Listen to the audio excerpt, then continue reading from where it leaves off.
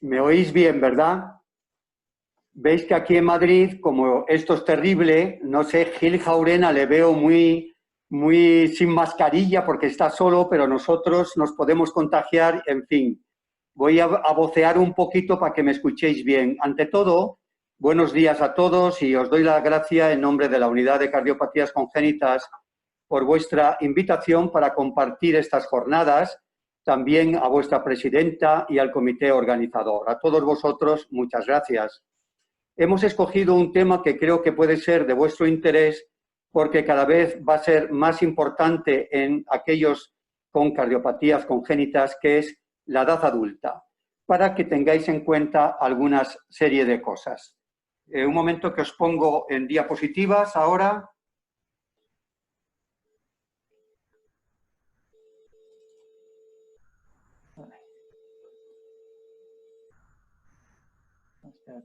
Aceptar. ¿Lo veis la pantalla? Sí. ¿Sí? Vale. Bueno, pues esto es un poco, aquí estamos los tres, porque una de las cosas básicas en cardiología de adultos, en cardiopatías congénitas del adulto, es que consideramos que son unidades multidisciplinares y tiene que haber, pues por lo menos, cardiólogo de adulto especializado en congénitas, cardiólogo infantil es muy bueno y los cirujanos. Bueno, entonces este tema creo que puede ser de vuestro interés dado el aumento constante de adultos con cardiopatía congénita e irá siempre a más.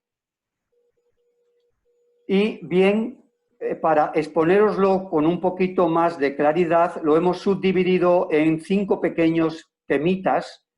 El primero de ello hablará de las lesiones tardías, que se refiere pues, a aquellas lesiones que arrastráis del periodo infantil y que llega también al periodo de adulto, algunas ocultas, pero pueden dar problemas. El segundo tema, las comorbilidades que puede tener un adulto, cualquier adulto, tanto tenga como no tenga cardiopatía congénita. Y es bueno que también tengáis conciencia de esas comorbilidades. El tercer temita es el seguimiento perdido, que hace referencia pues, a que muchos en edad adulta que están en un periodo asintomático se sienten bien, pletóricos y se olvidan de acudir a las revisiones médicas. Un craso error, como ahora veremos. Por lo tanto, ese es el tema. El cuarto, en tierra de nadie, que hace referencia al salto brusco entre el mundo pediátrico de facultativos, que hasta ahora ha estado atendiendo a una persona, a un crío, a un adolescente, al paso adulto, que es un paso con profesionales diferentes, tal vez desconocidos y en general más frío. Y por último, el último tema es para aquellas mujeres con cardiopatía congénita que alcanzan la edad fértil y se preguntan si pueden con cardiopatía congénita embarazarse. Bueno, deciros que en el mundo de los adultos con cardiopatía congénita hay 2 grandes grupos. El que menos, el más raro, es aquellos que solo se diagnostica o se diagnostica por primera vez la cardiopatía cuando alcanza la edad adulta, y los más que son los que arrastran la cardiopatía diagnosticada incluso con varios procedimientos desde la edad infantil. Y sin más, entramos en el primer tema, segundo y tercero, que los pondrá Teresa Segura, que como digo es cardiólogo de adultos especializada en congénitas.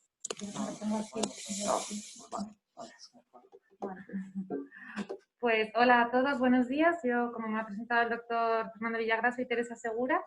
Trabajo con este equipo en Montepríncipe y empezaré por este tema de lesiones tardías y problemas médicos más frecuentes. ¿Me escucháis bien? Vale.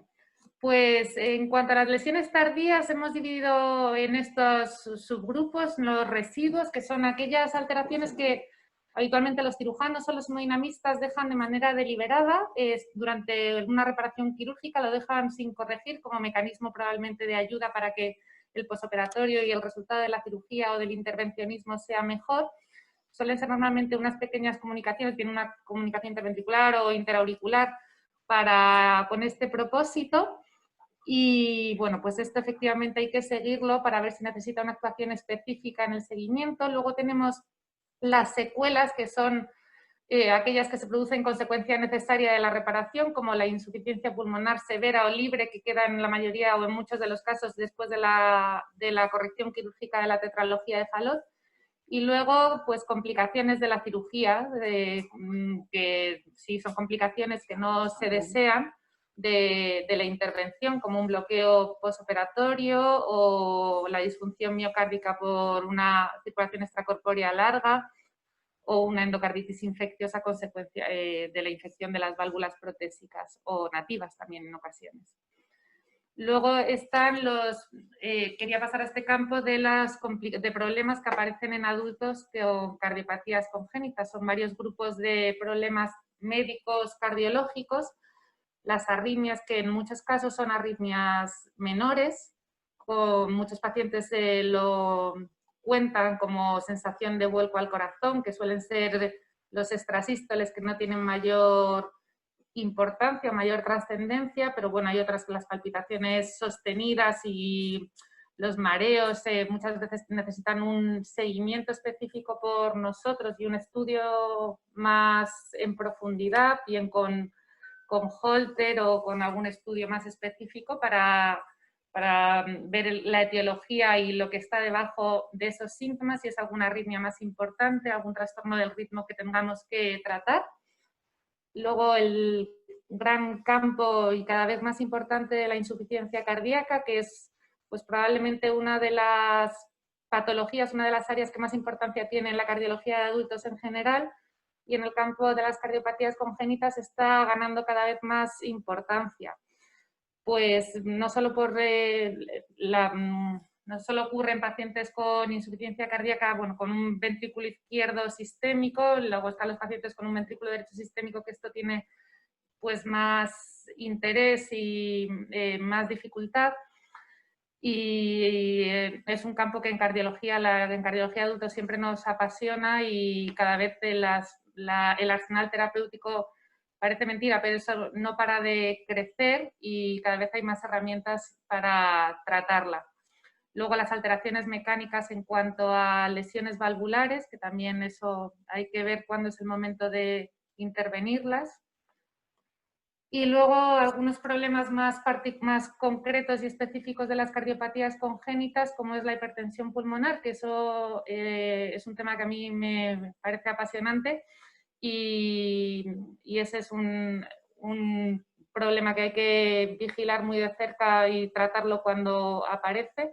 Los problemas de las arterias pulmonares, de estenosis de las arterias pulmonares, sobre todo en determinadas cirugías como el IATEM, por ejemplo, las complicaciones infecciosas, como hemos hablado, y las complicaciones tromboembólicas, que hay que tener especial ojo, sobre todo en pacientes como Fontan o en caso de prótesis valvulares, pues eso tiene que tener el paciente tiene que tener un conocimiento del porqué del tratamiento específico o con un agente antitrombótico o antiplaquetarios o anticoagulantes según las patologías que presenten. Luego el tema de las comorbilidades, que quizá es un tema más de cardiología de adultos y ya a partir de cierta edad, pero que no se nos puede olvidar que además yo siempre le digo a los pacientes cuando vienen a la consulta a veces la transición, que ellos creen que nunca van a cumplir 35, 40 años, como que les llega muy lejos y no pasa tanto tiempo cuando de repente te encuentras con 35, 40 años, ¿no? Y ellos lo ven lejísimos, pero por eso hay que cuidarse. Y entonces les hablo de todas estas cosas, del tema del sobrepeso y la obesidad, que en España nos creemos con toda la dieta mediterránea de la que tanto presumimos que no nos afecta tanto, pero lo cierto es que los estudios se han visto que sí que nos afecta muchísimo, y eso es algo que hay que tener muy presente porque España no parece, en Europa es el 7º país en prevalencia de obesidad. Y es uno de los factores de riesgo cardiovascular que precipita otros factores de riesgo cardiovascular que precipitan cardiopatías de adultos que se suman a las cardiopatías de niños. Y como digo, uno llega a la edad en la que empieza a tener todas estas patologías de adultos, que cuanto más la puedan minimizar, para un mejor funcionamiento de su cardiopatía, de su corazón y el resultado de cómo se haya intervenido su cardiopatía congénita, pues muchísimo mejor. Luego, bueno, en cuanto a esto, es muy importante recordar pues, la importancia de unos hábitos de vida cardiosaludables, una alimentación equilibrada y la importancia del ejercicio físico, que esto se recomienda en nuestras guías de práctica clínica de adultos, recomiendan específicamente realizar al menos, como poco, una actividad física, que esto son 2 horas y media, pero esto es como se recomienda empezar, 2 horas y media de actividad física moderada para luego incrementarla a la semana. 2 horas y media de actividad física moderada en realidad es muy poco, pero para el inicio, los pacientes adultos, que es a donde se dirigen nuestras guías de adultos habitualmente, pues es esta indicación de empezar con esta tasa de ejercicio para luego ir aumentando. O si no, un poquito más de 1 hora de actividad física más vigorosa. Y bueno, no me voy a entretener mucho más en este tema de la obesidad. Otro factor de riesgo cardiovascular muy importante es la hipertensión arterial, que se define así, una tensión arterial por encima de 140/90, aunque en realidad es ideal tener una tensión arterial por debajo de 130/80, de 13/8. Entonces, es verdad que hay muchos fármacos disponibles. La mayoría de nuestros pacientes pues están en una etapa de su vida más joven, no todavía no están por encima de los 40, 50 años. El grueso de nuestros pacientes todavía son más jóvenes y muchas veces podemos actuar a tiempo y prevenirlo con unos hábitos de vida cardiosaludables, evitando el sobrepeso, promoviendo la actividad física. Lo que pasa es que yo sí que a los pacientes más jóvenes, sobre todo con patologías concretas como la coartación de aorta, que muchas veces los jóvenes son muy reticentes a tomar medicación, pero sí que hay casos concretos en los que es muy importante asegurar la adherencia al tratamiento, porque es muy importante acotar y tratar la tensión arterial en cuanto aparece, ¿no? Y hay pacientes con una predisposición por su cardiopatía a tener cifras elevadas de presión arterial que son deleterias después para el funcionamiento de su cardiopatía. Y el tema de la diabetes, que es otro tema importante, es verdad que en niños pues lo que encontráis los pediatras hoy son diabetes tipo 1 fundamentalmente. También se diagnostica en la edad adulta, pero es un diagnóstico marginal. Cuando los adultos, los cardiólogos que tratamos adultos hablamos de diabetes, solemos referirnos a diabetes tipo 2, que es la que, bueno, tiene un componente genético también, pero hay una parte del estilo de vida que promueve su aparición, ¿no? Y también relacionado con los hábitos de vida no cardiosaludables, el sedentarismo, hay más incidencia de diabetes. Y bueno, no olvidar que desde luego los niños y las personas diagnosticadas de diabetes tipo 1 tienen que tener un especial cuidado. De nuevo, siempre los pacientes de 18 años pues se creen totalmente inmortales y que pues no hay, a veces te los encuentras fumando con diabetes y esto hay que saber, hay que tener muy presente que la diabetes acelera muchísimo la aterosclerosis. Entonces, si uno además tiene factores externos como el fumar o el comer de una manera no saludable, pues esto se precipita muchísimo más, ¿no? Entonces, hay que favorecer o educar a los pacientes a evitar el tabaco y cuidar, siempre si están diagnosticados de diabetes, cuidar que estén muy pendientes de sus niveles de glucemia y cuidar eso mucho. Y luego, pues la arteriosclerosis, que es otro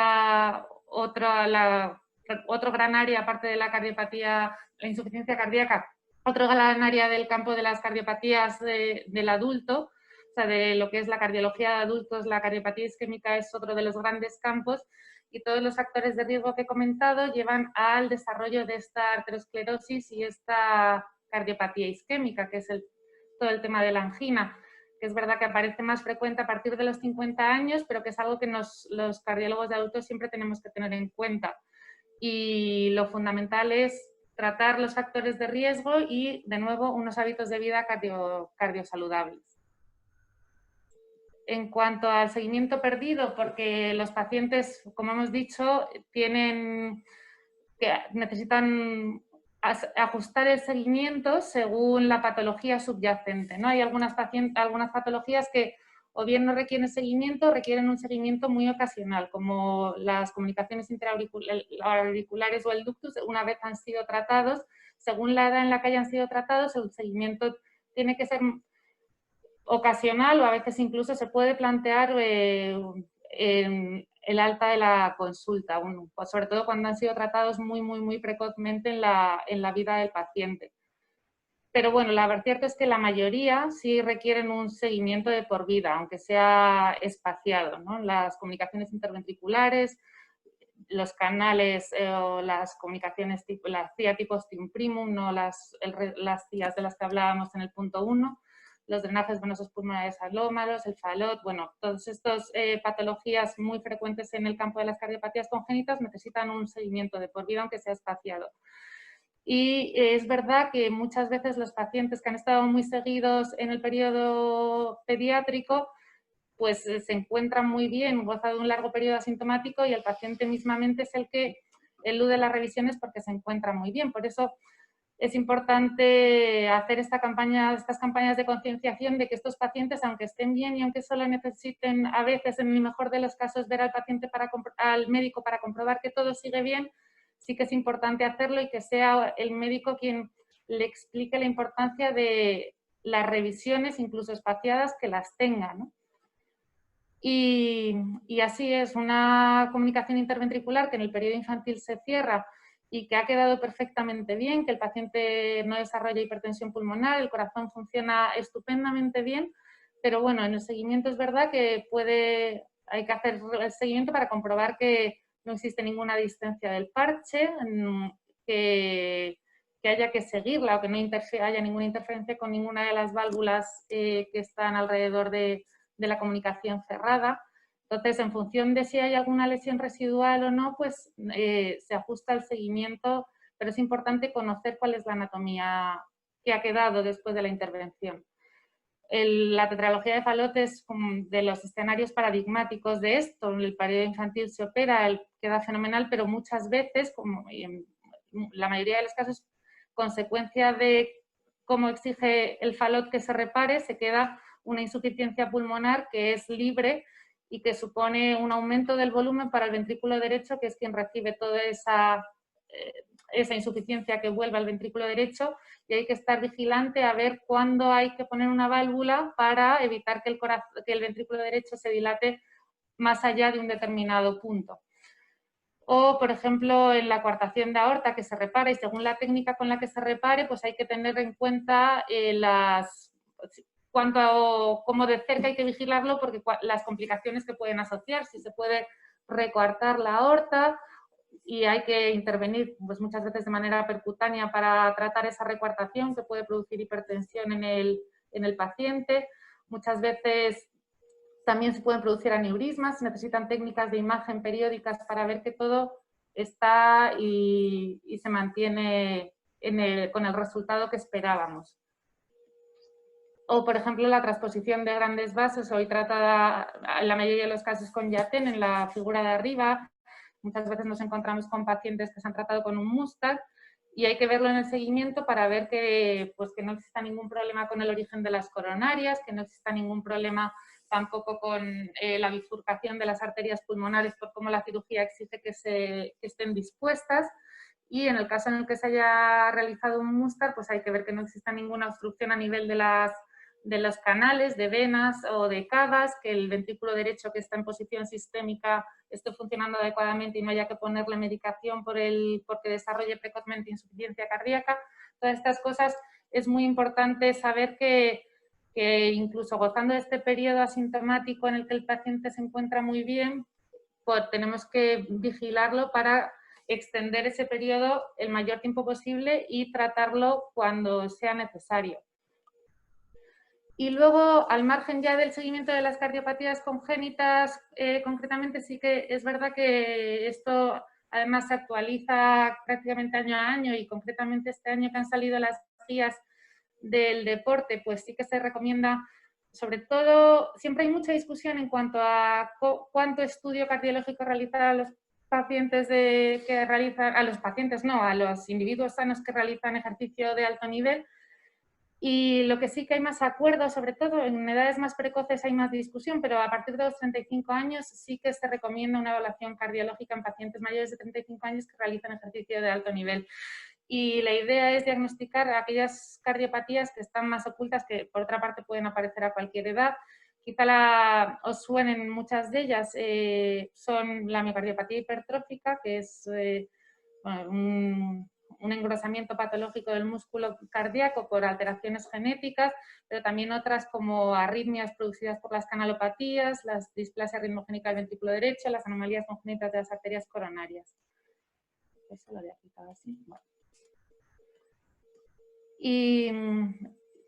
Y ya, bueno, repetir un poco esto que os he mencionado, ¿no? Que las lesiones residuales que hemos ido revisando ahora requieren revisiones periódicas, que es verdad que sin revisión las cardiopatías congénitas de la edad adulta tienen una mayor mortalidad asociada y que también la muerte súbita es un problema de primer orden en estos pacientes y por eso se van realizando estudios que diseñan scores para calcular el riesgo y ver si necesitan hacerse un estudio electrofisiológico, si necesitan mejorar la hemodinámica a través de intervenciones percutáneas y esto está en constante revisión y actualización y que hay patologías concretas de congénitas que requieren especial seguimiento, ¿no? Sobre todo son lo que llamamos cardiopatías congénitas complejas, pacientes con fisiología de ventrículo único, transposición de grandes vasos, falot y la coartación y la estenosis aórtica.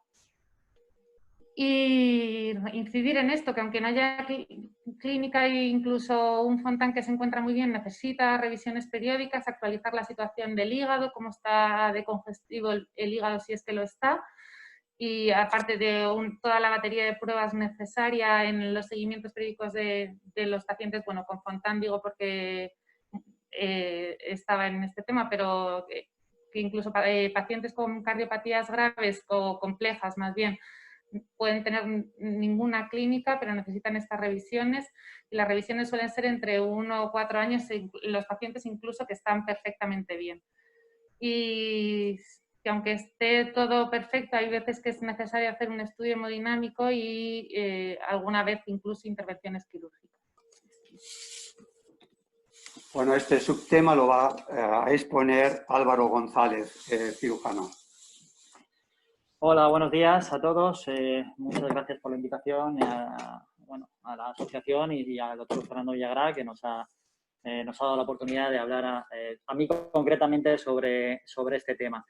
Bueno, primero presentarme, soy Álvaro González Rocafort, cirujano cardíaco de cardiopatías congénitas. Trabajo en la unidad de cardiopatías congénitas del Hospital Montepríncipe y también en el Hospital La Paz. Vamos a hablar de un tema que creo que va a ser algo a lo que vais a tener que enfrentaros la mayoría de los padres y los niños conforme vayáis creciendo, los niños que ya son adolescentes y van pasando a la edad adulta y tienen su cardiopatía operada, pues vais a encontraros o a enfrentaros a este problema de encontraros en tierra de nadie. ¿Por qué digo esto? Mira, según esta gráfica que veis en la parte superior, y no voy a marearos mucho con gráficas, vemos un poco la cantidad del porcentaje, si nos fijamos en las barras, sobre todo en el diagrama de barras, vemos el porcentaje de los pacientes adultos y los pacientes niños que presentan cardiopatías congénitas. Vemos que en los años 80, pues obviamente era mucho más grande el porcentaje de niños con cardiopatía congénitas, pero conforme han ido pasando las décadas, y la última que tenemos actualizada en esta gráfica es en el año 2000, vemos que hay un gran incremento de los pacientes adultos con cardiopatías congénitas y prácticamente equiparando el porcentaje a los pacientes niños con cardiopatías congénitas. Esto incluso hoy en día se ha superado y probablemente a día de hoy, pues 2 décadas después del último dato de esta gráfica, es en el año 2000, en el año 2020, haya más pacientes con cardiopatías congénitas en edad adulta que niños con cardiopatías congénitas. De hecho, vemos aquí que se estima aproximadamente que entre 1 millón y 3 millones de pacientes en Europa, pueden tener o tienen una cardiopatía congénita en el periodo adulto. Concretamente, en nuestra unidad, nosotros hemos analizado los datos de las actividades de los procedimientos invasivos, es decir, tanto cirugía como hemodinamia, cateterismos, para que lo entendáis, que hemos hecho en los últimos años y ya el grueso de estos pacientes supone un 30% de nuestra actividad invasiva, ¿vale? O sea que daros cuenta de la importancia de este tema creciente. Entonces, ¿qué ocurre? Lo que ocurre es que en el periodo infantil, y eso, pues, muchos de los padres, eso sobre todo los padres son los que lo están, lo que los vivís, pues tenéis un trato muy cercano con el cardiólogo que os va llevando y a lo mejor también con los cirujanos. Nosotros concretamente sí, en nuestra unidad nos gusta tener mucho trato con los padres también a nivel, desde el punto de vista de la cirugía, ¿no? O sea, una unión cirujano-paciente, ¿vale? Eso crea incluso vínculos estrechos, a veces incluso tienes el teléfono de tu propio cardiólogo, bueno, hay situaciones muy especiales. ¿Qué ocurre? Que cuando el paciente llega a tener 18 años o depende de la comunidad autónoma, hay veces que 14 años, pues legalmente el pediatra o el cardiólogo pediatra en este caso no está capacitado legalmente, teóricamente, a seguir atendiendo a este paciente. Y este paciente lo deriva en una unidad de cardiología de adultos. Esto suele ser un cambio muchas veces súbito y, claro, el paciente se encuentra un poco desamparado en este sentido, sobre todo los padres y el niño, que pues lleva mucho tiempo con su cardiólogo y se encuentra con una persona que no conoce, en un ambiente a lo mejor el de adultos un poco, no quiero tal, pero menos acogedor, un poco más hostil para él, pues por ser una situación nueva. Y ante un cardiólogo que en situaciones, a veces, en diversos sitios, puede ser que no tenga mucha experiencia en cardiopatías congénitas, como nos hemos encontrado. Esto se está intentando paliar hoy en día, porque obviamente no es bueno para el seguimiento de los niños que van pasando esta transición hacia la edad adulta, ¿no? Entonces se han creado lo que efectivamente llamamos consultas de transición, ¿vale? Se están intentando crear, donde progresivamente haya unión entre los cardiólogos pediatras y los cardiólogos de adultos para hacer los seguimientos a partir de una edad determinada, puede ser desde los 12 años, para que no sea algo súbito, ¿no? Y entonces haya una consulta conjunta donde vayan ya conociendo al niño que van a convertirse en adulto y que lo van a tratar en los años siguientes, ¿vale? Esto creo que es muy importante. ¿Por qué digo esto? Porque estoy seguro de que todos vosotros conocéis al menos a alguno de estos personajes que pongo en estas tres fotos, ¿vale? Seguro, no tengo ninguna duda de que no hay ninguno en la audiencia que no conozca a ninguno de ellos. Y estos personajes que están en esta foto no van a tratar a vuestros hijos y los conocéis. Por tanto, de ahí quiero recalcar la importancia de que conozcáis y de que el niño, que se va a convertir en adulto, conozca precisamente al médico que le va a tener que llevar y le va a tener que cuidar durante toda su vida, ¿no? ¿Quién debe hacer quién debe hacerse cargo de estos pacientes, ¿no? Que se están convirtiendo ya en adultos?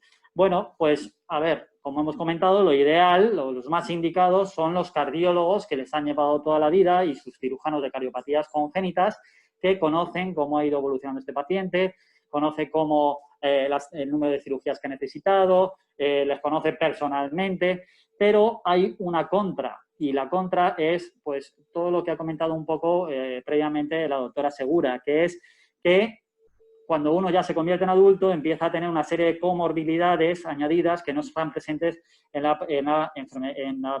el periodo pediátrico. Es decir, aparecen enfermedades nuevas, pueden aparecer enfermedades nuevas o factores de riesgo cardiovascular nuevos que nosotros no, concretamente los cardiólogos pediatras, no están muy acostumbrados a llevar, ¿vale? Y a veces también los cardiólogos pediatras pues tampoco tienen un conocimiento amplio de cómo es la evolución en el futuro de las cardiopatías que sí aparecen en población pediátrica, ¿vale? Es decir, no saben cómo va evolucionando ese seguimiento en edad avanzada. Por otro lado están los cardiólogos de adultos, que los cardiólogos adultos tienen el pro de que sí que conocen esas comorbilidades, esas enfermedades que pueden aparecer en la edad adulta y saben y conocen muy bien el manejo del paciente cardiópata adulto, pero en contra tienen un conocimiento, algunos de ellos, más limitado de las cardiopatías congénitas y de estos pacientes, ¿no? De cómo van evolucionando, ¿no? Sí que es verdad que hoy en día se están formando una subespecialidad, pues como tiene la doctora Segura, que es la cardiología de adultos especializados en cardiopatías congénitas, ¿vale? A día de hoy no hay muchos cardiólogos de adultos que estén interesados en cardiopatías congénitas, pero sí que es importante que haya ese periodo formativo después de aprender todo lo que es la cardiología propia del adulto adquirida, pues especializarse en las cardiopatías congénitas, y ese sería el espectro ideal de cardiólogo que tendría que seguir a estos pacientes, ¿vale?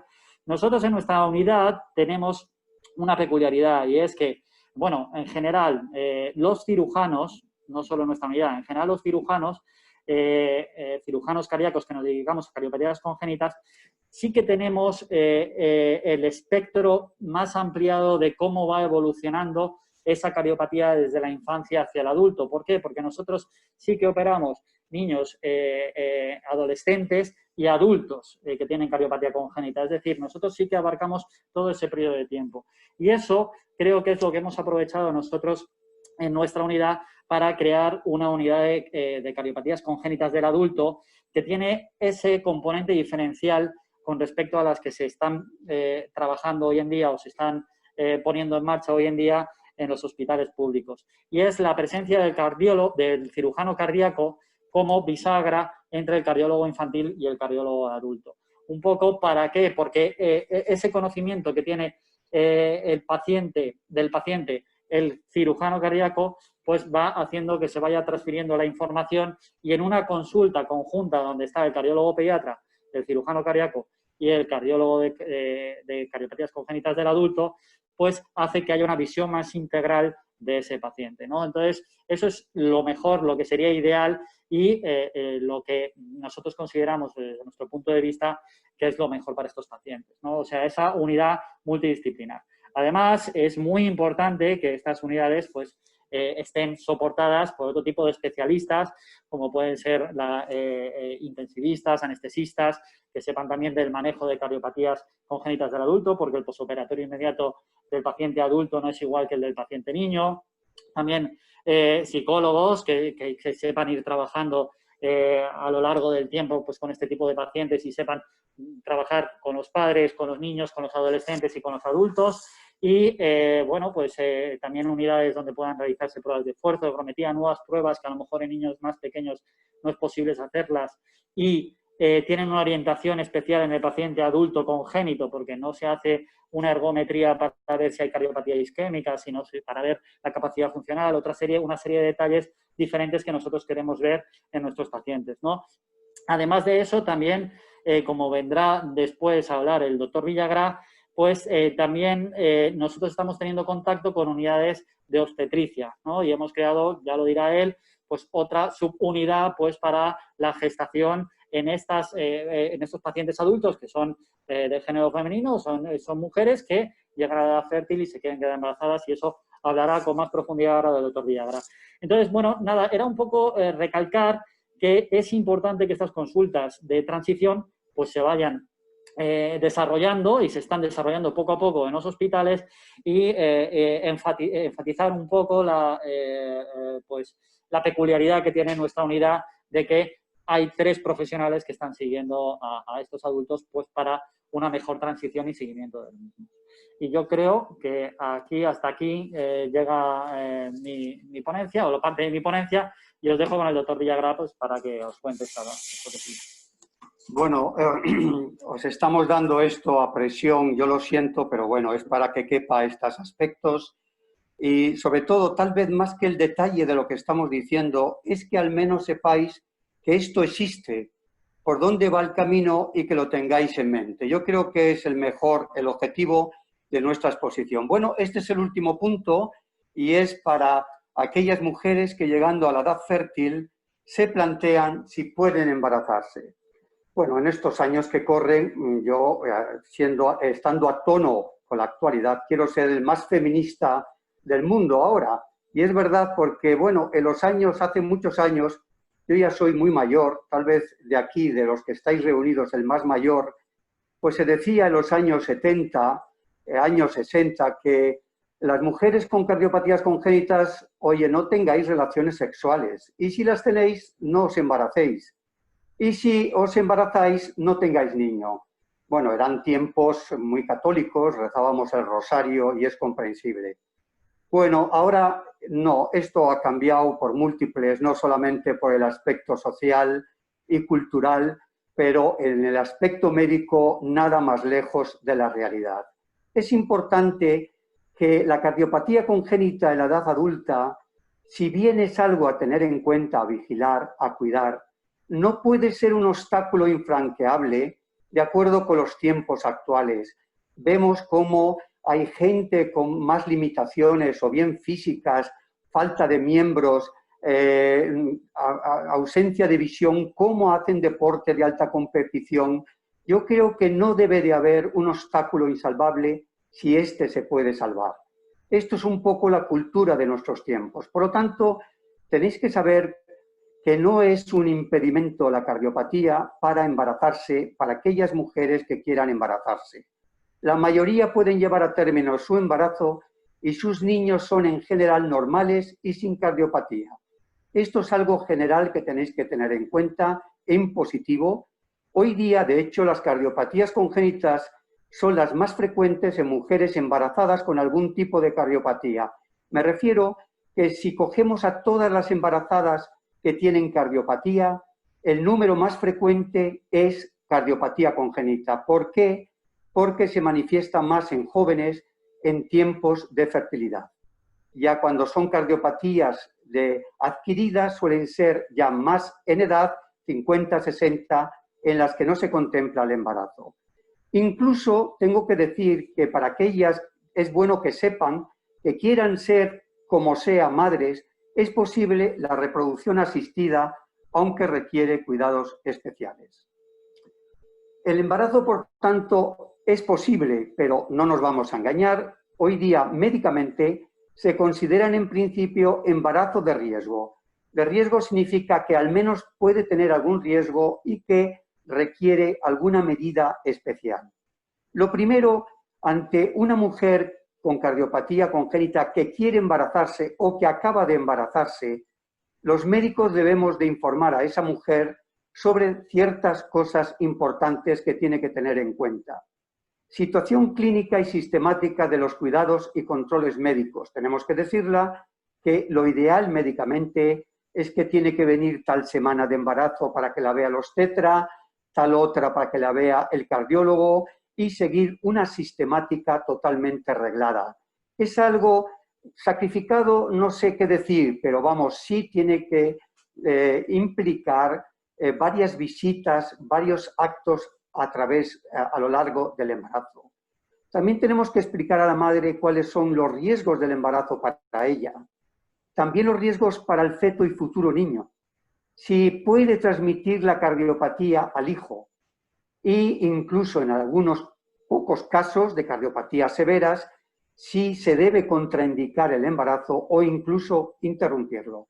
Todo esto los médicos tenemos obligación de informar a la que sí quiera o ya esté embarazada con cardiopatía congénita.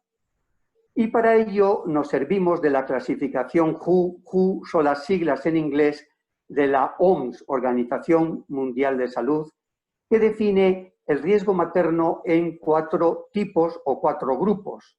1, 2, 3, 4. El 1 es el leve, se considera que no hay mortalidad materna y sí un aumento pequeño de comorbilidades. El 2, hay una leve mortalidad posible en la embarazada, en la madre. Estamos hablando de porcentajes del 0,5, del 1%, pero claro, hay que reseñarlo porque hoy día en el embarazo y el parto la mortalidad prácticamente no existe, no del todo, pero casi no existe. En el grupo 3 ya hay un poco más importancia, más importante mortalidad, estoy hablando a lo mejor de un 2, 3, 4% puede ocurrir y más comorbilidades. Y en el grupo 4 ya son cardiopatías que pueden causar un riesgo extremo y que incluso en este tipo es aconsejable, por supuesto, no se embaracen, aconsejar el no embarazarse y si están embarazadas, incluso hay que plantearse la interrupción médica del embarazo.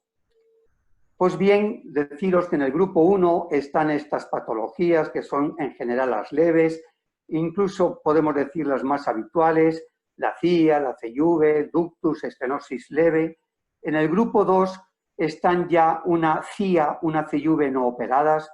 El falot, cuando esté todo bien, está reparado, le ponemos en el grupo 2. Estenosis mitral leve, miocardiopatía, todas las cosas leves, estenosis moderada aórtica, una válvula bicúspide o un Marfan con dilataciones todavía no moderadas de aorta, una coartación operada. Esto es grupo 2.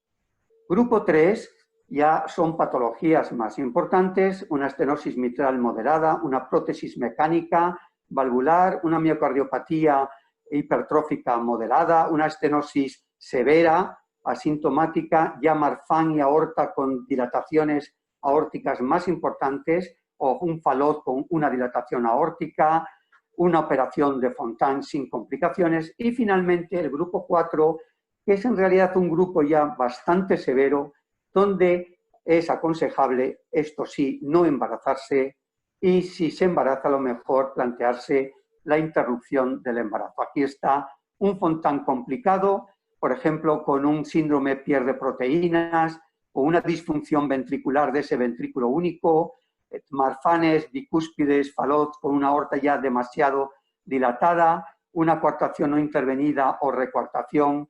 En fin, ya estamos hablando de patologías importantes. Por lo tanto, el embarazo en cardiópatas congénitas es totalmente factible, pero hay que considerar este embarazo un embarazo de algún riesgo. Y las futuras madres deben acudir a unidades multidisciplinares médicas para llevarlo a buen término y seguir un protocolo estudiado entre obstetras, cardiología de congénitas, hematologías para el manejo del sintrón, que ya sabéis que es fetopático, y si estás tratado con sintrón y te embarazas, esto hay que manejarlo muy cuidadosamente porque puede dar alteraciones del feto, genética, lógicamente, sobre todo cuestionarse si hay un síndrome más amplio que la propia cardiopatía, que afecte a otros órganos, y si esto es más transmisible a los hijos, etcétera, y por supuesto intensivos y anestesiología. Todo, como veis, siempre, por lo menos en nuestra unidad, siempre cada vez más nos damos cuenta de que a lo largo de nuestra formación de médicos nos hemos ido súper especializando. Esto significa que sabemos mucho de muy poco y nada de mucho, y por lo tanto son esenciales las unidades multidisciplinares. Un embarazo en una cardiópata tiene que ser vista conjuntamente con todos estos especialistas. Nosotros hemos generado ya la unidad de gestantes con cardiopatía, la llevamos ya entre todos ellos, tenemos una experiencia, la hemos creado hace escasamente un año y ya tenemos en nuestro haber unas 10 embarazadas que han llegado a buen término, con hijos normales y sin problemas. Una de ellas, es verdad que casi la mayoría, 9 en el grupo 2 y una en el grupo 3, pero la verdad que es muy satisfactorio. Algunas de estas madres han sido, por así decirlo, un poco desaconsejadas en otras instituciones y han venido porque son madres que quieren ser madres, son cardiópatas que quieren ser madre, se sienten bien. ¿Y por qué prohibirlo? Eso sí, hay que informarles de los riesgos, pero ¿por qué lo vamos a prohibir? También, y como última diapositiva de este pequeño tema, también tenemos nuestras adolescentes jóvenes, adultos jóvenes que, ¿por qué no?, se cuestionan las relaciones sexuales, pero que no quieren embarazarse, que se sigan de embarazo. Tienen que ir sabiendo, y esto es cuestión algunas veces de los padres, tienen que ir informando a estas chicas en el momento que ellos crean oportuno, o ellas mismas, que esto existe, que no es un tabú, que ellas, aunque tengan cardiopatía, pueden ser como las demás, ¿por qué no? Y hay una serie de cosas que tienen que conocer y tienen que ser informadas, y estos informes lo tienen en este tipo de unidades que hemos creado. Por ejemplo, saber que los anticonceptivos, si los usan, tienen que ser exclusivamente con progestágenos. Bueno, yo de esto no sé apenas nada, soy cirujano, me lo han pasado los obstetras, que la mejor opción de los dispositivos intrauterinos para ellas es el DIU, asociado a gestágenos, que el etonogestrel es una buena alternativa, pues esto ya es más moderno, se implanta subcutáneamente en el antebrazo con una duración de 3 años y una eficacia anticonceptiva del 100%, considerar la ligadura de trompa si el embarazo está contraindicado o si el deseo genético ha sido satisfecho ya. Y que después, en aquellas relaciones sexuales con riesgo, que no se han tomado las medidas preventivas adecuadas, existe una anticoncepción de urgencia un poco específicas para estos casos, en lo que no voy a entrar. Lo importante, no daros el detalle, que yo no soy especialista de esto, es que deciros que, por favor, no os privéis, no seáis alguien, qué sé yo, como handicado o limitado por el hecho de tener una cardiopatía congénita. Sí, la tenéis, hay que tener cuidados, pero no os limitéis en vuestra vida normal innecesariamente. Por tanto, de todos estos 5 temitas que os hemos expuesto, tal vez la conclusión final, y es eso lo que quiero que os quedéis, es decir, que el mundo de los adultos en congénitas existe, que hay sus reglas, hay sus conceptos que tenéis que tener en cuenta porque tenéis que aspirar a vivir 100 años. No os limitéis a vivir 50 años, no. La cardiopatía congénita os puede permitir los 100 años que todo el mundo vive, pero tenéis que cuidaros, tenéis que revisaros y eso es lo importante. Habéis superado el periodo infantil, posiblemente el más complicado, que es cuando en el que hay más operaciones, más procedimientos. Tenéis ahora toda una vida por delante para gozarla, como los demás. Posiblemente la generación que nazca ahora tendrá 100 años de expectancia de vida y de calidad. Y aunque estéis asintomáticos, no os olvidéis de las revisiones periódicas. Ya habéis visto que podéis tener lesiones residuales. Ya habéis visto que podéis empezar con comorbilidades, muchas veces ocultas. No os fiéis. Iros a revisión y hacerlo en unidades multidisciplinares, como un ejemplo la nuestra, y si lo deseáis, en aquellas mujeres que quieran embarazarse en periodo fértil, o si os podéis embarazar, seguid el embarazo en unidades multidisciplinares. Y nada más, muchas gracias.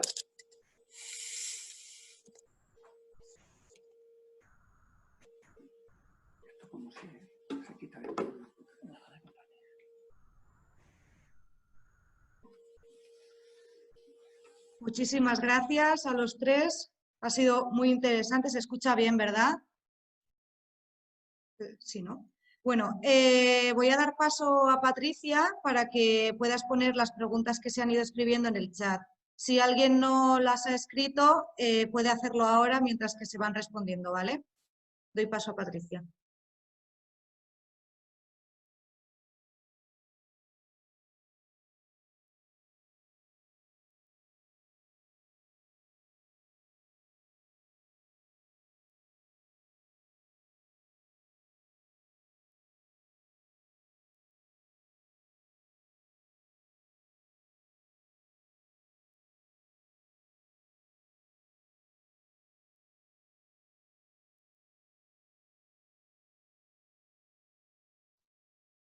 Vale, buenas. Tenemos un par de preguntitas por ahora. La primera es de Loli y pregunta, ¿se realizan autopsias a todas las personas que fallecen de muerte súbita? ¿Puedes repetir la pregunta, que no la he escuchado bien?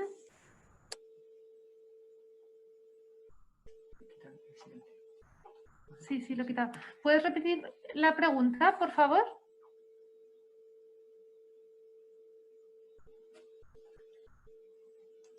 ¿Se me oye? Sí, ya sí. Sí, vale. Loli pregunta, ¿se realizan autopsias a todas las personas que fallecen de muerte súbita? Lo cierto es que a todas las personas que fallecen de muerte súbita, no a todas. Bueno, es una pregunta también que el término todo siempre es más difícil. No, lo cierto es que muchas personas que fallecen de muerte súbita, no a todas se les realiza autopsia, depende también del medio en el que fallezcan. Bueno, sí, la muerte súbita, que sí suele ser extrahospitalaria, en realidad lo ideal es que se haya realizado autopsia. La realidad es que muchas veces te encuentras que no se ha realizado y eso muchas veces limita el estudio de los familiares, ¿no?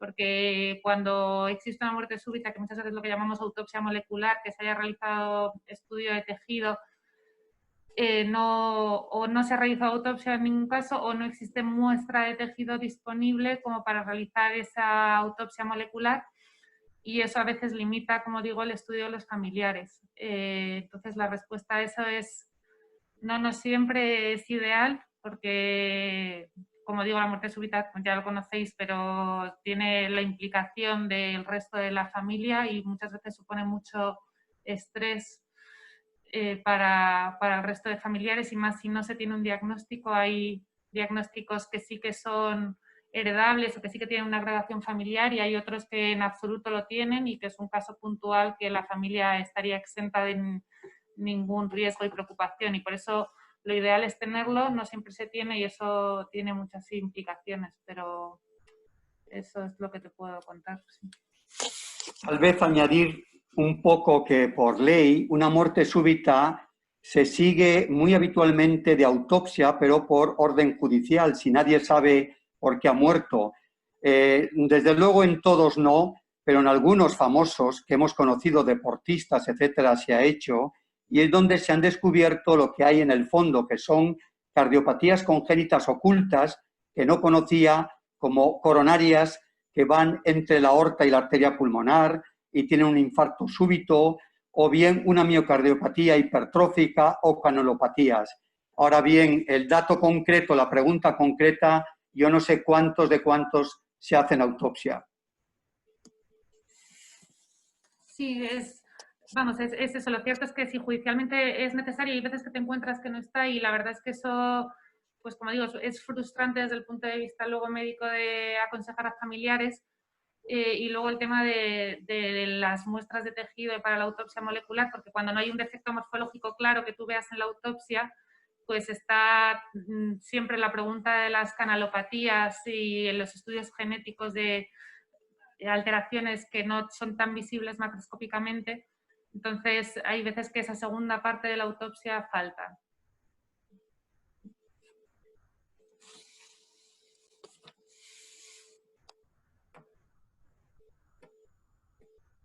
Vale, se me oye, ¿verdad? Sí. Muchas gracias. La siguiente pregunta es de Miren Yosune. Buenos días a todos. Me llamo Yosune. Tengo un hijo de 17 años con una cardiopatía congénita de la que ha sido intervenido en 5 ocasiones. Le hacen revisiones en el Hospital Universitario de Cruces y en el Hospital Universitario Gregorio Marañón. Le realizan todavía el seguimiento en la unidad de pediatría. Me gustaría saber, en la medida en la que podáis decirme, si hay algún síntoma o signo que podamos tener en cuenta para alertarnos de que quizás haya que volver a intervenir. Al margen de las revisiones que se lleven a cabo y de los resultados de esas revisiones, hablo de la vida cotidiana. Muchas gracias por participar en esta charla y por ayudarnos. Conozco un poco someramente el caso de Osune. No me acuerdo los detalles. Claro, es una pregunta general. Ella plantea, pero creo casi que tiene Osune más experiencia que nosotros porque la ha vivido en su propia carne. Ella llevó a cabo la operación en el Boston después de un gran despliegue de esfuerzo y de cariño y de ayuda por parte de muchos, y ha ido adelante. Es una cardiopatía compleja y ha sufrido, como ella dice, 5 operaciones más. Tal vez Gil Jaurena sepa más ahora del detalle concreto de cómo está ella, yo no me acuerdo, pero a la pregunta de si se puede intuir qué cosas van a necesitar o qué operaciones, eso es muy difícil de contestar. Yo diría que aquellos que la siguen de cerca pues van a tener que poco a poco, a la luz de lo que vayan viendo, plantear a lo mejor nuevos procedimientos. Hay que tener en cuenta que en cardiopatías tan complejas, desgraciadamente, tenemos que asumir que no termina a los 17 años, como es el caso, que posiblemente en una vida tan larga de 100 años que le tocará vivir, va a necesitar algo más de procedimientos, estoy seguro, pero también tiene que tener en cuenta que el tiempo corre a favor de ellos en el sentido de que, mira, hace 10 años, comparado la medicina actual con hace 10 años, no tiene ni color y que muchas veces se trata de ganar tiempo. 10 años más de avance médico puede dar soluciones maravillosas que hoy día no existen. No sé si Gil Jaurena conoce el caso y quiere comentar algo de él. Buenos días a todos. Gracias, Fernando, y felicidades por esta charla, tanto a ti como a Teresa y Álvaro. Honestamente, no recuerdo ahora de memoria cuál es el caso. Sí que recuerdo que era un paciente que había visto tú, por un lado, lo veían en cruces, venía del extranjero, pero de verdad que no recuerdo ahora mismo. Pero en general, así como hasta hace poco los médicos y los cirujanos íbamos por detrás de los acontecimientos, intentando poner un parche o solucionar a un problema que ya estaba establecido, los datos acumulados, la experiencia, el ver a muchos pacientes, el intentar aprender de otros centros nacionales y extranjeros que tienen más experiencia, nos van a permitir, si no ahora, dentro de poco, ir por delante de los problemas que tienen. De ahí que tenga mucha lógica la pregunta de esta madre, Yosune, y es si hay algún indicador o algo que nos permita, o a ellos como padres, o al chaval que ya es un adolescente, pues adelantarlo. Repito que no sé exactamente cuál es el caso, pero en términos generales, esta es la idea. Si tiene 17 años ahora y lo están viendo en el infantil, probablemente ya estará dentro de lo que llamamos la transición que habéis mencionado vosotros, y en breve pasará al grupo de cardiólogos de adultos del Marañón, que están vinculados en todo momento con la pediatría y con lo de los adultos. Y siento no ser más concreto, pero quizá el mensaje es el que tú decías antes y me gustaría abundar, que tenemos la oportunidad ahora ya de, por una vez, empezar a ir por delante de los acontecimientos y no por detrás, que yo creo que es lo que quieren oír todos los que están en este foro esta mañana.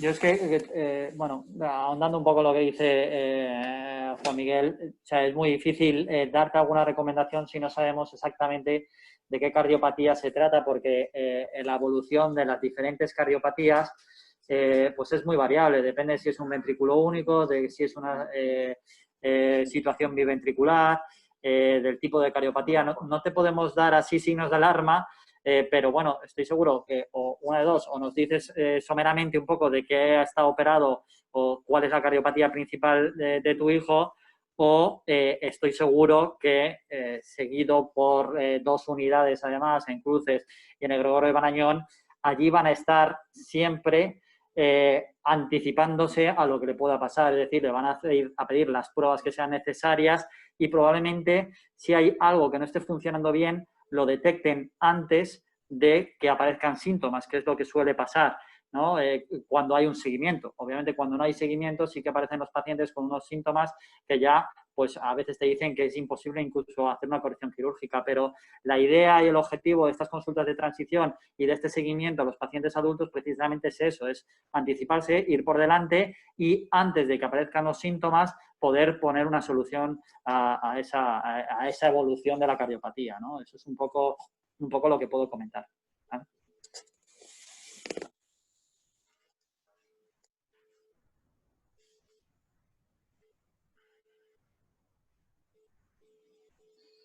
Listo, no hay más preguntas, muchísimas gracias. Voy a ceder la palabra a mi compañera Yosune.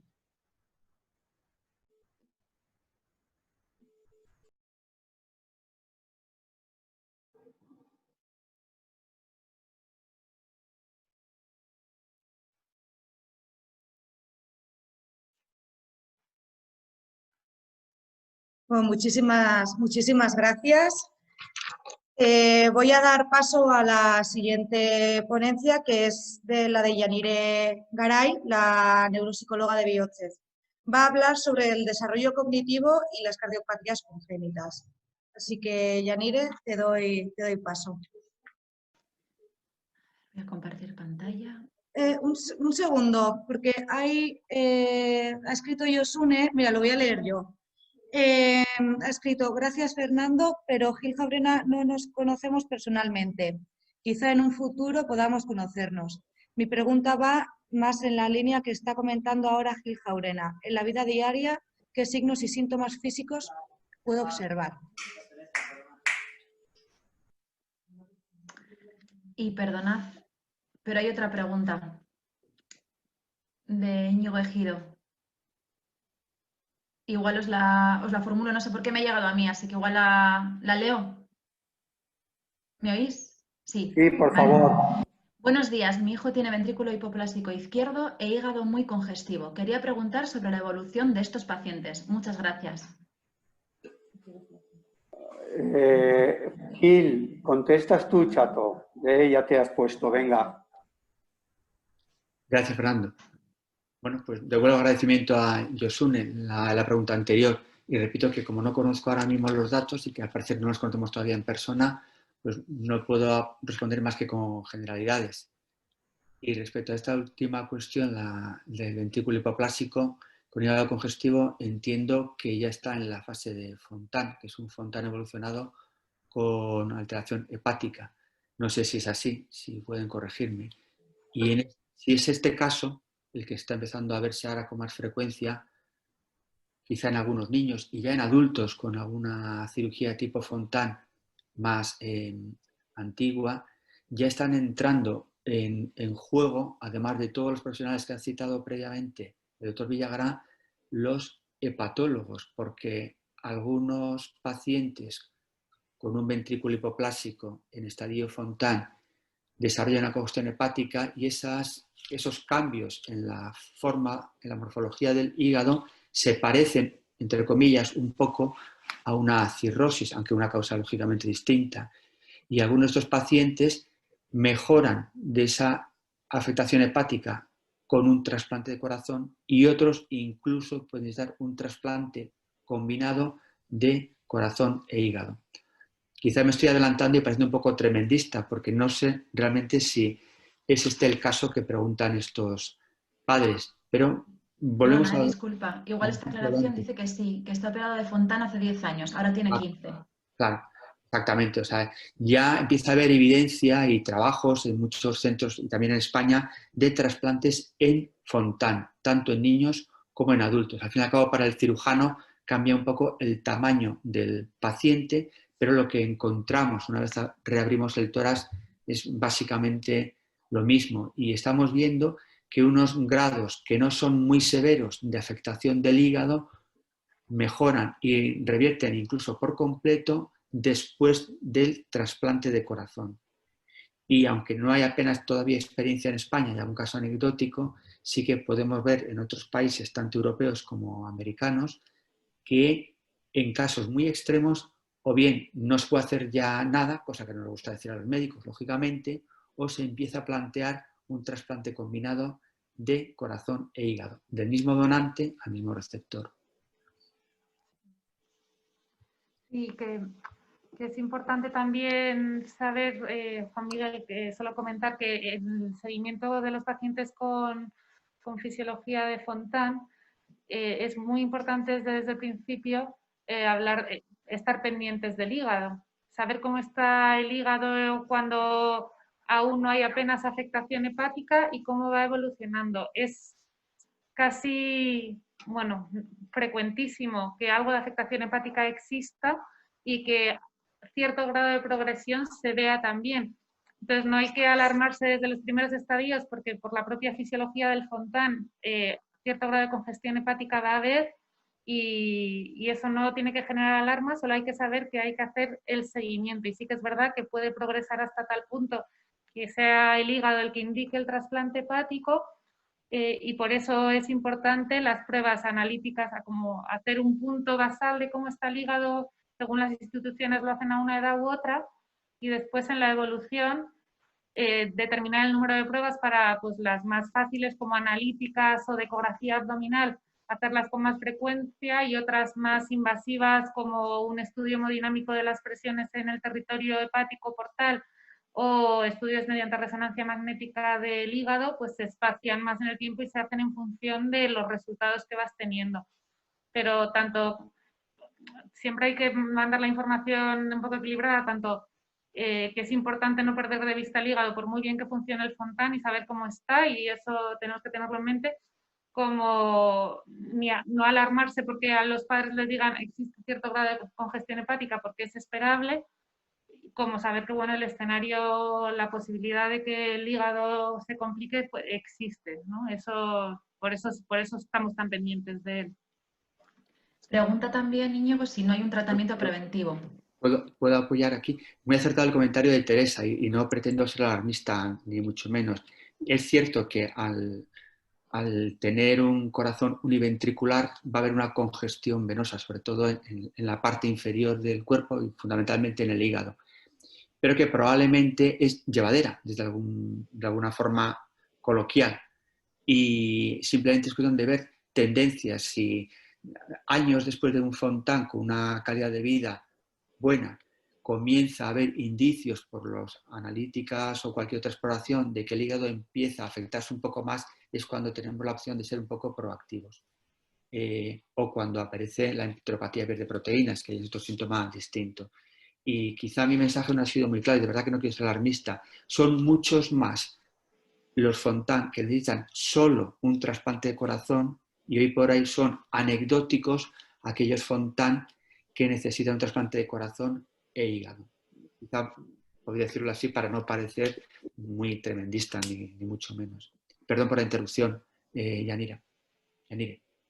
Yo solo por hacer un repunte, siendo práctico para la pregunta de la mamá, básicamente signos de alarma o síntomas que puede ya haber, a lo mejor sobre todo pues es básicamente pues que se le empiecen a hinchar las piernas, o que la barriguita también se le empiece a hinchar, o sea, aumento del perímetro abdominal, o que tenga más cansancio, que también esté como más azulado, no sé si si tienen saturímetro en casa, que seguro que sí, pues si le toman la saturación y la saturación empieza a descender ya por debajo de 90, en fin, esos son a lo mejor síntomas que ya te digo que creo que no van a aparecer porque está llevando un seguimiento, ¿vale? Y probablemente, o en el momento que le aparezcan, pues ya tomará las medidas necesarias, hará una prueba o un cateterismo para ver si hay alguna lesión que se pueda tratar para mejorar esa circulación Fontan, etcétera, ¿no? Es un poco, o si no, lo incluirán en lista de espera, como ha dicho el doctor Gil Jaurena. Entonces, es un poco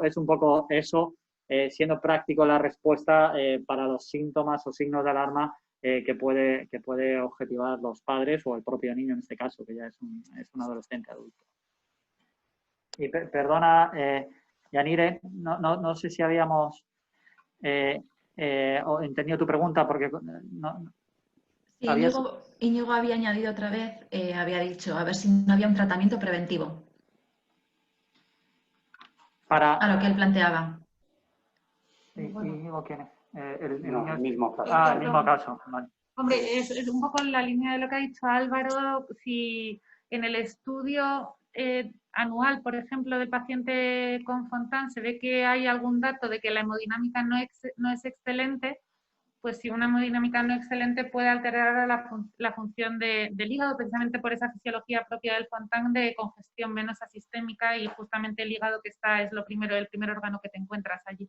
Entonces, pues lo preventivo sería si uno detecta alguna alteración a ese nivel de que algo no está completamente perfecto, pues indica un cateterismo en ocasiones para optimizar la situación hemodinámica. Eso es así lo preventivo que se me ocurre, vamos, que tenemos en mente, pero más allá de eso, no. Más allá de eso, no.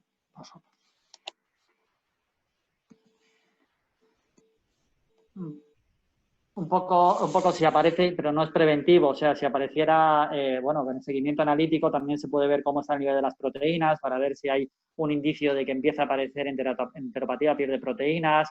En ese caso, pues sí que se puede iniciar una terapia pues con espironolactona, con corticoides, etcétera, un tratamiento médico antes de que esa enteropatía vaya progresando. En algunos casos que nosotros hemos tenido, con ese tratamiento se ha conseguido revertir transitoriamente la enteropatía, porque lo hemos pillado de una manera muy precoz, y además muchas veces pues eso va asociado a un procedimiento terapéutico o por lo menos diagnóstico de cateterismo, donde a veces se objetiva un pequeño estrechamiento de alguna de las uniones de los conductos del Fontan o del Glen, algo que puede explicar por qué aparece ese cambio, ¿vale? Hay veces que aparecen esos cambios o ese deterioro clínico y no se puede explicar por ninguna prueba de imagen o ninguna prueba que nosotros podamos hacer, que entonces es ya cuando ya asumimos que esa circulación ha fracasado y es cuando ya ese paciente se incluye en la lista de espera, porque la mejor opción es poner un corazón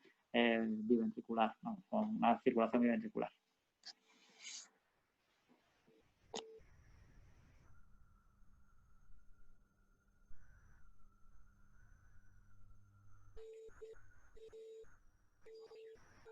Vale, muchas gracias. Hay una pregunta más.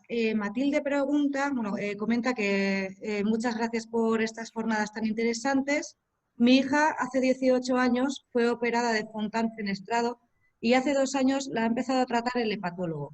Quisiera saber qué estudios o avances hay sobre el daño del hígado con este tipo de cirugía. Gracias.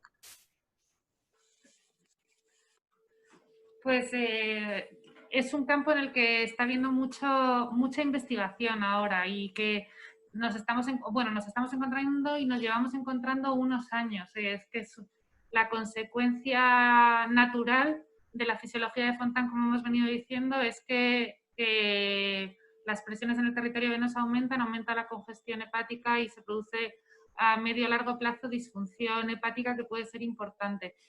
Entonces, avances como tal en este campo, pues es que todavía en realidad estamos en una parte de avances en el diagnóstico y en saber la importancia de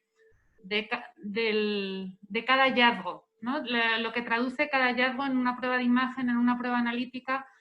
Nosotros tenemos muchísima relación con los hepatólogos y los hepatólogos están sacando los estudios ahora. Quizá uno de los estudios nacionales más importantes se publicó hace 2 años, en 2018, acerca del seguimiento de los pacientes con Fontán y la alteración hepática. Entonces, las recomendaciones de ese estudio era lo que proponía el estudio era qué pruebas hacer en cada momento. Entonces, estamos en ese nivel de conocimiento. Lo que ocurre con la hepatopatía asociada al Fontán es que el causante de la hepatopatía es la fisiología de Fontán. Entonces, no es como cuando es una hepatopatía asociada a un virus o asociada al consumo de alcohol, que tienes un causante que en ocasiones puedes eliminar. Hay virus como la hepatopatía asociada al virus C. Cuando salió el tratamiento del virus C, pues vieron que según el grado de hepatopatía, si no estaba avanzadísimo en un estadio de cirrosis avanzada, que eso ya era irreversible, pues sí que regresaba, ¿no? La hepatopatía asociada al consumo de alcohol, pues también se para el consumo de alcohol, cuando no estás en estadio de cirrosis, eso regresa, pero lo que ocurre con el Fontán es que la circulación univentricular es la que tienes, entonces cambiar esa circulación univentricular supone un trasplante cardíaco y eso pues tienes que pensártelo mucho y tienes que saber cuándo indicarlo porque realmente le vayas a mejorar el pronóstico al paciente y no hay tantísimo recorrido de esto como para que podamos decir, lo sabemos con total claridad y meridiano, ¿no? Siempre existe, pues, por eso estos casos se discuten muchísimo y la recomendación es siempre muy colegiada, consensuada. Entonces yo diría que estamos en un proceso de diagnóstico, de saber exactamente la gravedad que traducen los resultados de las pruebas que nos encontramos y luego que sí que es fundamental no quedarse corto en estudiarlos invasivamente cuando se piensa que algo se puede rascar de mejorar la hemodinámica del paciente, ¿no? Porque si el flujo va mejor, de una manera más fluida a los pulmones, va a haber menos congestión y eso va a mejorar, va a reducir la progresión de la hepatopatía. Eso es una cosa que en cuanto a la progresión de la hepatopatía yo diría que es lo que está más claro, que la hemodinámica es muy importante. No sé si tenéis Juan Miguel, si tenéis otro comentario sobre esto, otra percepción. Lo has explicado muy bien. O sea, básicamente la falta de un lado del corazón que es el que bombea la sangre del hígado hacia los pulmones hace que tenga que ir de forma pasiva. Y la alternativa a que no tengan este empuje la sangre hacia los pulmones es que las arterias de los pulmones queden un poco más abiertas. De ahí que, y tú lo sabes mejor que yo, porque te dedicas a esto precisamente, la moda de añadir fármacos contra la hipertensión pulmonar en los pacientes que tienen una afectación hepática y es algo para los pulmones. Parece contradictorio, pero tiene toda su lógica. Si no le puedo añadir un corazón que bombee o un lado derecho del corazón, pues vamos a hacer que la salida hacia los pulmones sea más expedita. Entonces los antihipertensivos pulmonares tienen mucho papel ahora en estabilizar esta progresión de la congestión hepática y ganamos tiempo, que al final es lo que se trata. O sea, cualquier avance tecnológico está garantizado, es cuestión de que llegue. Y si mientras tanto podemos estabilizar la situación clínica de cada niño, de cada paciente, esto que ganamos todos. También, con respecto a, o sea, el hepatólogo es un especialista en el hígado y hay escalas que cogen diversas variables de función hepática, como puede ser la bilirrubina, como puede ser, bueno, otra serie de parámetros, que te dan una escala numérica donde te posiciona un poco la afectación o el daño que tiene ese hígado, ¿vale? Además de las diversas pruebas que se vayan haciendo, que se puede hacer también una biopsia hepática, etcétera.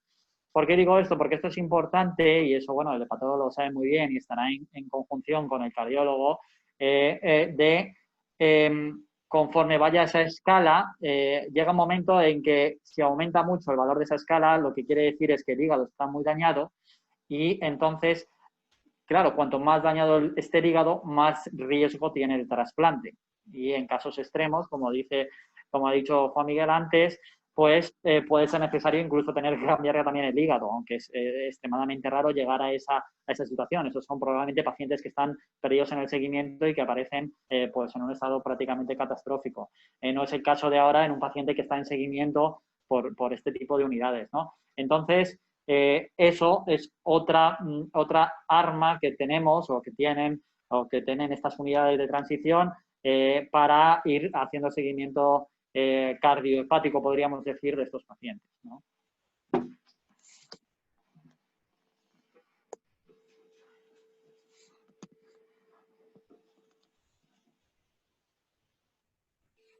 Buenas, tenemos otra pregunta. A ver, de Rosa. Mi hija de 19 años tiene una aurícula única intervenida, drenaje venoso anómalo, insuficiencia mitral severa pendiente de intervenir, pero está estable. ¿Atraviesa? No sé qué pone ahí. Atrepsia. Sí, atrepsia de vía biliar intervenida y funcional. Actualmente le ha aparecido una anemia normocítica, normocrómica de etiología no filiada. ¿Puede deberse a sus patologías de base? En control en Hospital La Paz, hepatología y cardio en Hospital Cruces. Tiene una hemoglobina de 10. Bueno, a ver, esto es una pregunta un poco específica para nosotros. En principio, las anemias normocíticas y normocrómicas son típicas de los procesos crónicos, ¿vale? Entonces, ella pues tiene una cardiopatía que no está intervenida todavía y además funcional, entiendo que la atresia biliar ha quedado bien corregida. Pero bueno, tiene un proceso cardiológico crónico y tiene una anemia normocítica normocrómica no filiada. Eso casi, antes de aventurarnos nosotros a decir cualquier cosa, yo creo que es mejor, y si le están haciendo seguimiento en hepatología y cardio, tanto en La Paz como en Cruces, yo creo que si ellos tienen dudas o si el equipo que la está siguiendo en este caso tiene dudas de esto, pues que consulten a un hematólogo para que hagan una prueba más específica por si necesita algún tipo de prueba, tipo examen de médula ósea, etcétera, aunque no creo, ¿sabes? Para una anemia con una hemoglobina de 10. Pero bueno, yo lo que puedo decir desde mi punto de vista humilde de cirujano que estudió esto hace muchos años es que yo lo único que recuerdo, pues hay procesos crónicos, enfermedades crónicas que per se producen anemia, ¿vale? Pero bueno, que hay que hacer un estudio específico de la anemia y eso lo suelen hacer los hematólogos, ¿vale? Añadir que no soy hematólogo, pero también hay que tener en cuenta cuando tenemos algún síndrome sospecho de Alagille con atresia de vías biliares que estará bien resuelta ya, pero asociada a una cardiopatía, de este tipo, todo un poco apunta a lo mejor a que puede haber más alteraciones multiorgánicas, incluso algunas desconocidas, porque, como veis, ya es una patología que no se limita al corazón, sino que es más un poco más sindrómica. Eso puede tener algún papel, aunque es una hipótesis que me hago, no soy hematólogo, ¿no? Y a nivel ya cardíaco, que eso sí lo dominamos más, la única cosa que yo veo aquí es que tiene una insuficiencia mitral severa y las indicaciones de intervenir, de actuar sobre la válvula mitral también están bastante precisas hoy día, es decir, suelen ser muy bien toleradas durante muchos años, pero como todo tiene su límite. Lógicamente, si tuviera síntomas, habría que intervenir y, aunque no tenga síntomas, también está en función de la evolución de la función del ventrículo izquierdo, si está dilatado, si está con fracciones de eyecciones progresivamente menores. Y otro de los factores para dar el paso hacia la intervención es un poco la viabilidad de una reparación conservadora, que suele ser lo habitual en cardiopatías congénitas, al menos intentar una reparación conservadora que siempre es superior, aunque no quede perfecta, siempre superior a poner una prótesis valvular en los niños o adolescentes. Por lo tanto, resumiendo, a nivel cardíaco habrá que ver un poco la insuficiencia mitral. Yo estoy seguro que en ambos hospitales están ya valorando los datos que tienen para indicar o todavía seguir esperando y no intervenir todavía. Y a nivel general, pues yo coloco la anemia que tiene posiblemente lo que decía Álvaro en el conjunto de procedimientos y también, ¿por qué no?, habrá que ver el resultado de los hematólogos en algo dentro de un síndrome, porque muchos de los síndromes todavía no los conocemos y poco a poco van aflorando.